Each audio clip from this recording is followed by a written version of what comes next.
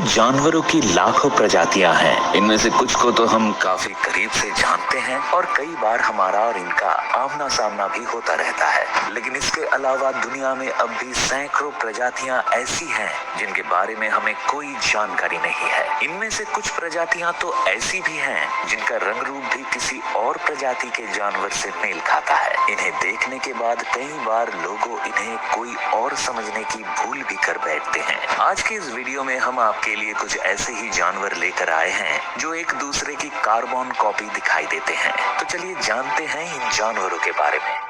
Crocodile and alligator.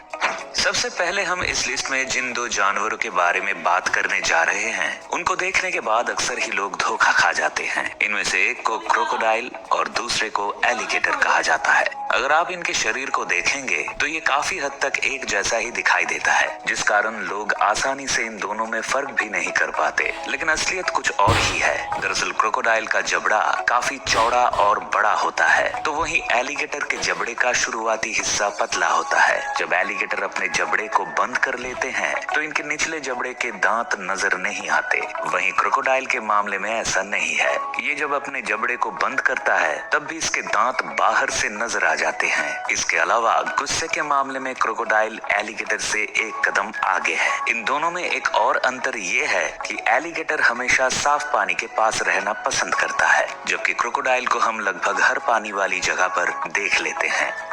Lama and alpaca. इस बात से तो हम सभी वाकिफ हैं कि भेड़ों का हम इंसानों के जीवन में काफी महत्व है। इन भेड़ों से ही हमें ऊन मिलता है जो ठंड में हमारे बहुत काम आता है। लामा और अल्पाका भी इन भेड़ों की दो अलग प्रजातियां हैं जो लंबे समय से इंसानों के ट्रांसपोर्टेशन और ऊन उत्पादन के लिए काम आ रही हैं। हालांकि ये दोनों दिखने में एक जैसी होती हैं। इस कारण आम इंसान कई बार कंफ्यूज हो जाते हैं कि लामा कौन है और अल्पाका कौन। मगर हम आपको बता दें कि अल्पाका के शरीर के लंबाई करीब 3 फीट होती है और वजन तकरीबन 55 से 65 किलोग्राम होता है। तो वहीं लामा के शरीर की लंबाई लगभग 4 फीट और वजन तकरीबन 100 से 113 किलोग्राम तक होता है। इसके अलावा एक और बात जो इन दोनों को अलग बनाती है वो ये है कि अल्पाका के बाल घने होते हैं जो ऊन उत्पादन के काम आते हैं। इनका रंग सफेद, हल्का भूरा या काला हो सकता है, जबकि लामा के बाल मोटे होते हैं जिस कारण इनका उपयोग ऊन के लिए कम होता है। तो अगर आपको कहीं ये दोनों जानवर साथ में दिख जाए तो कंफ्यूज मत हो जाना। Porcupine and hedgehog. पोर्क्यूपाइन और हेजहॉग के नाम से जाने जाने वाले इन दोनों जानवरों का शरीर भी एक दूसरे से काफी मेल खाता है। यहाँ तक कि अगर आप इन्हें दूर से देखेंगे तो समझ नहीं पाएंगे कि आपके सामने कौन है। लेकिन इसके बावजूद इन्हें जो बात सबसे अलग बनाती है वो है इनके शरीर का साइज। दरअसल हेजहॉग के मुकाबले पोर्क्यूपाइन का शरीर थोड़ा बड़ा होता है। जहाँ हेजहॉग के शरीर की लंबाई करीब 1 फीट होती है तो वहीं पोर्क्यूपाइन के शरीर की लंबाई 2 से 3 फीट के करीब रहती है। इसके अलावा हेजहॉग का वजन करीब 2 किलोग्राम तो पोर्क्यूपाइन का वजन करीब 4 से 5 किलोग्राम होता है। इसके साथ ही जो बात इन दोनों जानवरों को खतरनाक बनाती है वो है इनके कांटे। शायद आप इस बात से अनजान हो कि हेजहॉग के कांटों की लंबाई 1 इंच तो पोर्क्यूपाइन के कांटों की लंबाई 2 से 3 इंच तक होती है। वही आपको बता दे कि हेजहॉग के शरीर पर करीब 5000 कांटे रहते हैं, मगर पोर्क्यूपाइन अपने शरीर पर करीब 30,000 कांटों के साथ बाजी मार जाता है।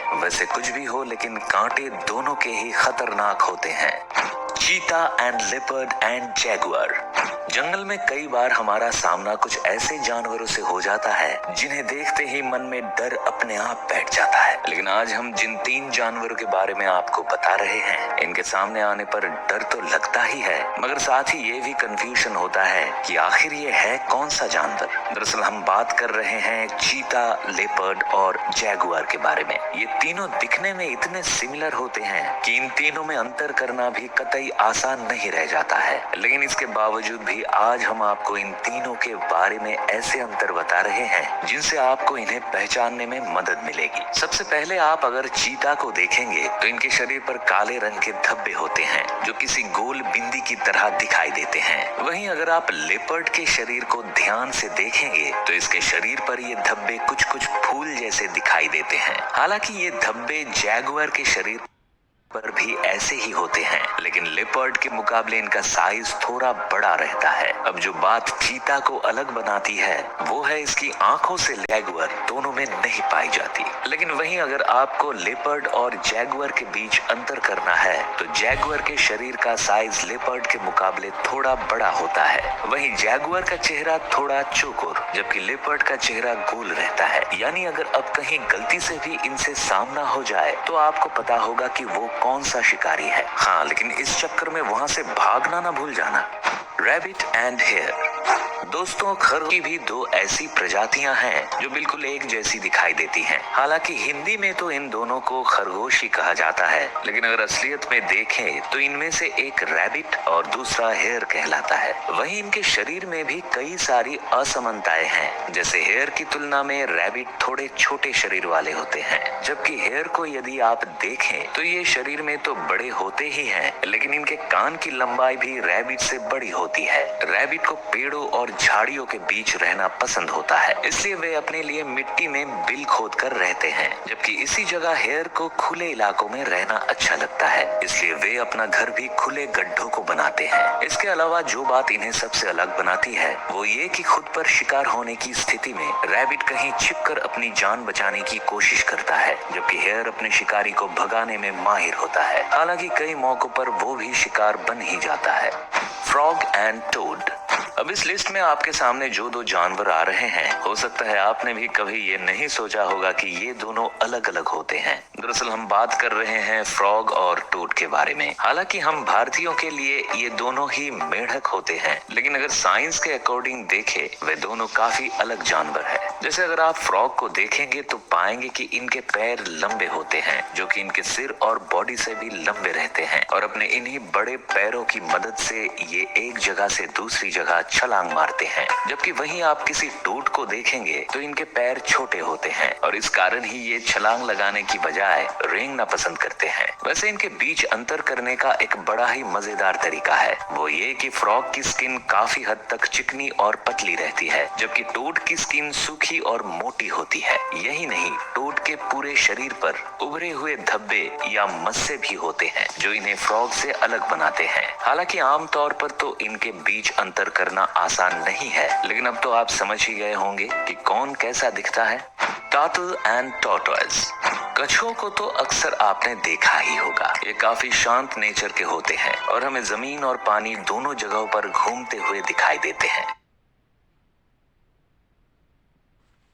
लेकिन क्या आप इस बात से वाकिफ हैं कि ये कछुए भी एक नहीं बल्कि दो तरह के होते हैं। हालांकि हिंदी में हम इन दोनों को कछुए के नाम से ही जानते हैं, लेकिन जंगल की भाषा में ये टार्टल और टॉर्टोइज कहलाते हैं। ये दिखने में लगभग एक जैसे हैं, लेकिन इनमें भी अंतर है। जैसे टॉर्टोइज के शरीर पर मौजूद कवच गोल और किसी गुंबद जैसा होता है, जबकि वहीं टार्टल में ये कवच पतले और तैराकी के लिहाज से समतल होते हैं। इसके अलावा टॉर्टोइज अपने जीवन का अधिक समय जमीन पर बिताते हैं, तो वहीं टर्टल को पानी में जीवन बिताना पसंद होता है। इनके इसी व्यवहार के चलते टॉर्टोइज के पैर भी टर्टल के मुकाबले बड़े और भारी होते हैं, ताकि वे अधिक वजन भी उठा सके। मगर इसी जगह टर्टल के पैर पतले और चौड़े रहते हैं, ताकि वे पानी की धारा के अनुरूप चल सके। है ना कमाल की बात। Dolphin and porpoise. चलिए अब आपको ऐसे जीव के बारे में बताते हैं जो इंसानों के साथ घुलने मिलने और मस्ती करने में बहुत आगे होती है। हम यहाँ बात कर रहे हैं डॉल्फिन के बारे में, जो अक्सर ही समुद्र की लहरों पर गोते खाते तो कभी इंसानों को एंटरटेन करती दिख जाती है। लेकिन इसी विशाल समुद्र में एक और मछली है जिसे पोर्पोise के नाम से जाना जाता है। ये भी दिखने में काफी हद तक किसी डॉल्फिन जैसी ही होती है, लेकिन इसके बावजूद भी इन दोनों में काफी अंतर होता है। जैसे इनके शरीर की बात करें तो डॉल्फिन की लंबाई पोर्पोise से अधिक होती है। जहां पोर्पोise करीब 4 से 7 फीट तक ही बढ़ती है, तो वहीं डॉल्फिन की लंबाई 6 से 13 फीट तक होती है। इसके अलावा पोर्पोise का शरीर मोटा जबकि डॉल्फिन पतली रहती है। हालांकि इस बड़े शरीर के बावजूद पोर्पोise डॉल्फिन से ज्यादा स्पीड से तैरने में माहिर होती है। इसके अलावा एक और बात जो इन्हें अलग बनाती है वो ये कि डॉल्फिन का मुंह आगे की ओर निकला हुआ और दांत नुकीले होते हैं, तो वहीं पोर्पोise का मुंह छोटा और दांत भी कम नुकीले रहते हैं। वैसे अगर इन जानवरों के बारे में ये सभी जानकारी ना हो तो किसी के लिए भी इनमें अंतर करना आसान नहीं होगा।